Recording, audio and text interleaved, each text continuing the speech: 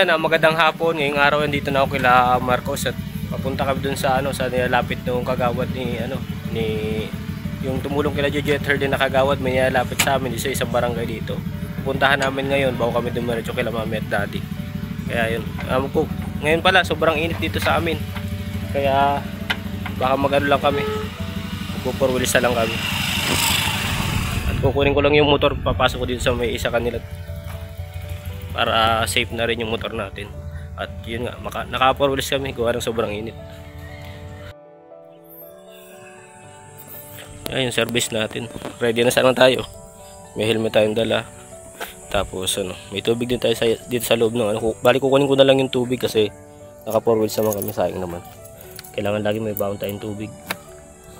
Sobrang hirap pag walang baon tubig. Ayan, lagi tayo may tubig dito. Laban sa init.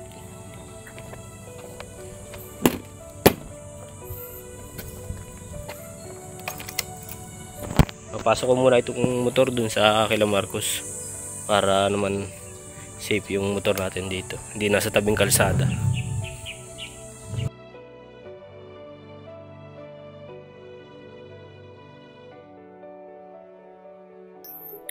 So ayan, nandito kami ngayon sa nilalapit kila Commander. Yan yung bahay nila. Nakausapin nila Commander sila doon, yung nilalapit nila. Yan si Commander, kinakausap na yung nanay nung subject natin na nilapit sa atin ni kagawad. At ito yung bahay nila.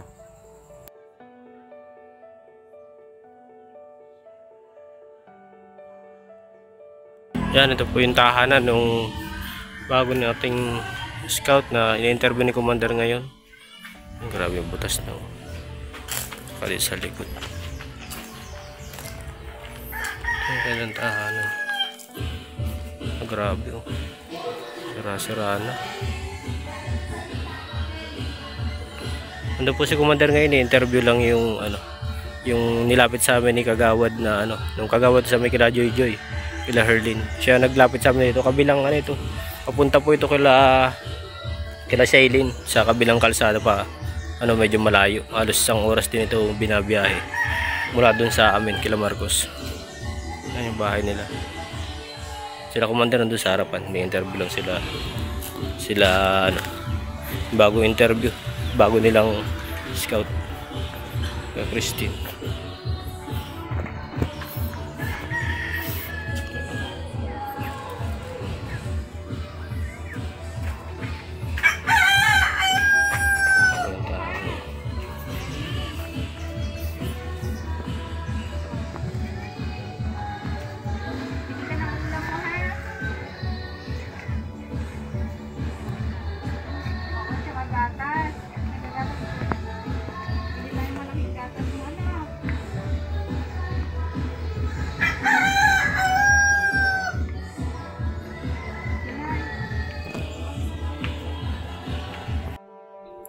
Yan, tapos na kami mag-vlog dun sa bagong scout natin. Abangan nyo lang sa YouTube ni Commander ni Marcos. Ngayon ipapunta na kami kila Mami at Daddy para doon naman kamustahin sila.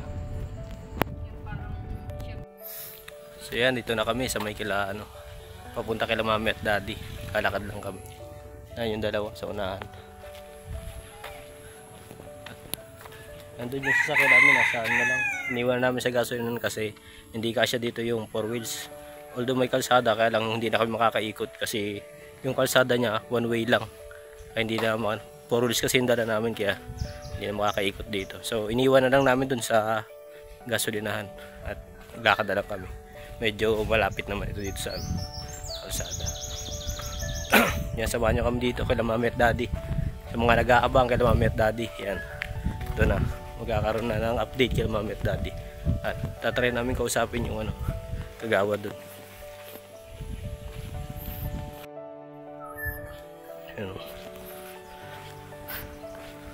Pababa lang ito kumpara dun. Kasama na rin namin si Commander, kasama daw siya dito.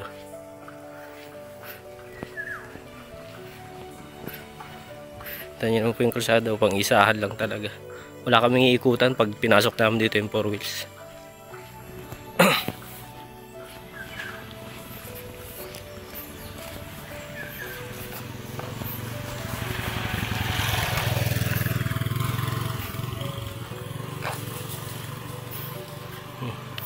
Ang kabayo.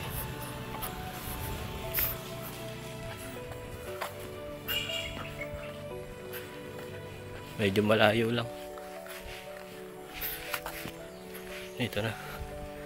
So, mamaya na lang ulit kasi magka-camera na ako kay Marcos. Kailangan ako yung maghawak ng camera niya. So yan, tapos na kami doon kay Mami at Daddy. Yan, pauwi na rin kami. At hapon na rin, ang oras na kami. Nakausap na namin yung kagawa doon. Okay naman na. Nakakapag-desisyon na rin sila ng maganda. Baka matuloy na yung bahay dito nila Daddy at Mami. Malayo kasi yung gusto nila Mami at Daddy na yun. Galing na kami doon, yung dati na halos may vlog tayo doon. May vlog kami doon na yung halos na stayed na kami. Hirap na hirap talaga, di ba? Si Commander ay bumaba. Tapos sabi pa nga natin nung pauwi na tayo, parang mali yata yung barangay na napuntahan natin. Ayun pa nga yata yung title nun. Oo, yung mali yata yung napasok natin. Na barangay. Oo, kasi grabe talaga, hirap doon. Sobrang Si Commander layo ng nilakad nun eh. Oo, lakad siya. Para lang kasi hindi na siya aaring. Hindi kayang sumakay, lalo't mahina pa naman loob nun.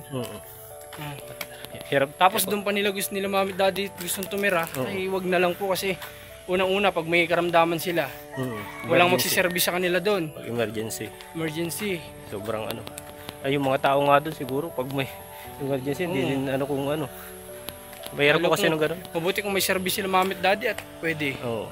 Tsaka pagkain ng wala. Tsaka okay lang sana yung malayo kung maayos yung kalsada. Oo. Kasi pag may emergency, saglit lang, madaling pasukin, madaling... Ito, tatakbo lang si Daddy dito, hingi ng tulong. Marami ditong may larga na agad. Sobrang lapit lang po dito. Kagawad lang, napakalapit. Di ba? Takbo ka lang kay Kagawad. May ilan silang kapitbahay na malapit. Sumigaw sila dito, may lalapit sa kanila. Doon, di tayo sigurado kung may kapitbahay sila doon. Kasi sa nakita natin doon, ilan-ilan lang ang bahay. Tsaka iniisip ko rin pati, si Daddy matanda na, delikado na sa dagat. Delikado yun. Delikado na sa dagat. Kasi ang gusto niya maging trabaho, pangingisda. Oo. Pero sa sitwasyon niya, hirap na. Alanganin na yun. Kaya sa isip, pero sa katawan, hindi na kaya. Ganon din kasi yung papa ko, ganon din, gusto niya pero hindi lang pinapayagan kasi sa katawan nga. Sa katawan, isip nila, kaya nila, pero katawan, alanganin. Ayun. So ayan. Dito na kami sa sentro, sa Kapalonga.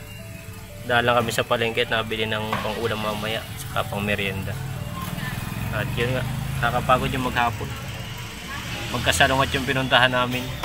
Papunta din sa kabilang kalsada, tapos sa kabila pa papunta doon kila Buboy. Yung nauna namin sa Bagong Scout. Panoorin nyo sa vlog ni Commander. At maganda ng kwento, parang si Dagay dati ang kwento niya. Medyo malayo lang, salungat yung nilakad lang yung Kagawad sa amin. Yung tumulong kila Harley at Joy para makita namin sila. Siya rin yung naglapit sa amin dun sa sa Bagong Scout ngayon. Abangan nyo yung kwento sa upload ni Commander. Siguro mamaya i-upload ni Commander yun. Yun, nakausap na rin namin dun sa kila Daddy. Nakausap na rin namin Kagawad. Okay naman na, yung pinag-usapan naman na. Siguro tutuloy na yung pabahay dun. Medyo maganda yung design ng pabahay dun. At yun ay medyo maliit lang pero ay malaki din pala malaki din yung size. Sakto lang yung size para sa mag-asawa. So yan, hanggang dito lang muna yung vlog natin. At sa susunod naman